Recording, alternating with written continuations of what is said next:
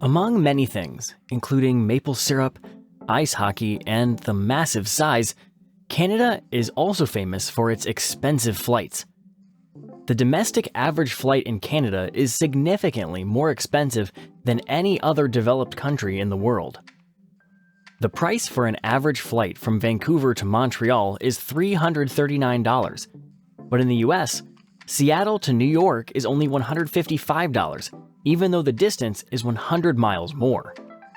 Now, these prices are between major cities. To the smaller routes, let's say Vancouver to Saskatoon, the prices are to the roof, with a single average flight above $300. In the US, you can cover 3 times more distance with the same price. And that's the reason why Canadians who live near the US border sometimes prefer to cross the border for cheaper flights. But why are flights in Canada so expensive, when the same ones in the US are cheaper? Well, let's start with the main thing that decides the ticket price of a flight, which is the airlines themselves. So Canada's airline percentage is pretty simple. The only 2 major airlines in the country are WestJet and Air Canada, controlling almost 80% of the market, and the rest is occupied by smaller airlines.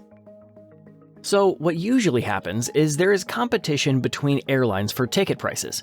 For example, in the US, there are 4 airlines: American, Delta, United, and Spirit, which are major ones, and they are continuously competing with each other for cheaper tickets on the major routes.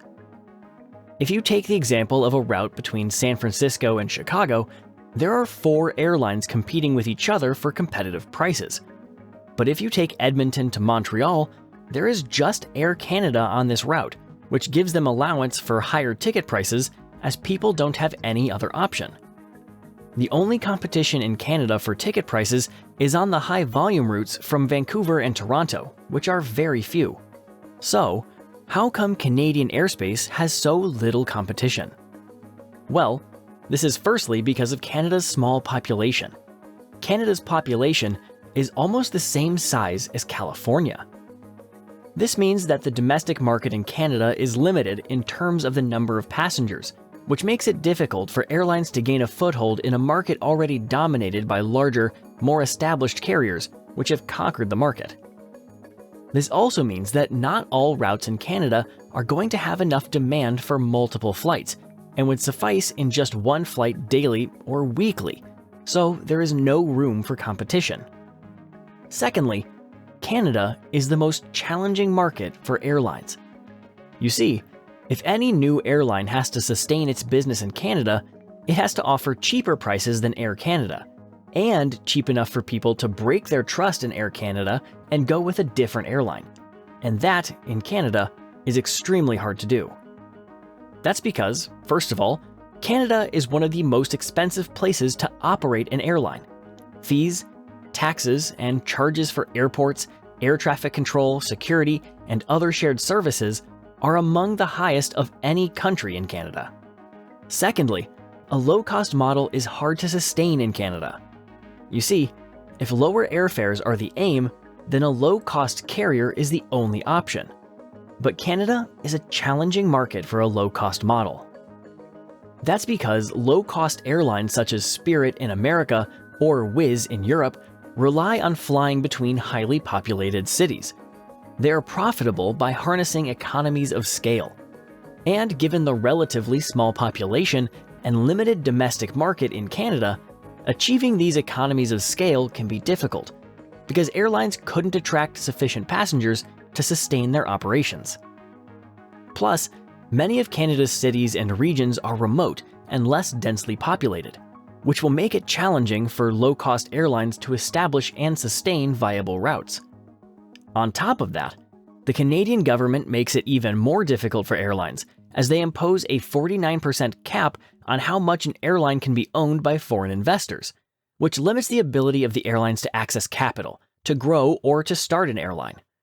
So for newer airlines, they're just unable to afford to fly in Canada or turn out a profit, and at the same time compete with others as well. Now, the natural route for this problem would be to allow American brands such as Spirit to open into the Canadian market and offer competitive prices. This would force Canadian airlines to compete and lower their ticket prices. However, because of, again, restrictive government policy, such a market entry would not be allowed. Now, lower competition does have an impact on ticket prices, but in Canada, it is not as big as the impact of taxes and fees. So the thing with taxes is that the Canadian government owns almost all airports in the country, and they charge the airport authorities which they set up high rent and high taxes. Now, we could argue that the government is charging itself as the airports are owned by them, but in turn, the taxes are passed down to airlines by charging them high landing and terminal fees, which the airlines add to the ticket prices. These taxes include the airport improvement fee, which is the main one, and you also pay a fee for security and the sales tax. But it doesn't end there. The ticket price is increased even more because the geography of Canada adds its share too. So Canada is the second largest country in the world by land area. Its vast size and relatively low population density make it challenging to maintain an extensive network of airports and flight routes. Also, in some parts, air travel is the most practical means of transportation due to the lack of good road and rail connections. And serving a lot of small markets with very little traffic doesn't help. This lack of alternatives allows airlines to charge higher prices. Furthermore, the high-cost structures of Canada doesn't help too. That's because Canada has higher labor costs, higher fuel costs, and higher administrative costs than the US, which all have impacts on ticket prices. So ultimately, a plane ticket in Canada is an addition of taxes, high fuel and labor costs, high airport rent, and additional charges the airline imposes on routes with less demand or low competition. However, Canada has improved its airfares in the past few years. Today, in 2023, flights in Canada are very cheap compared to 5 and 6 years ago.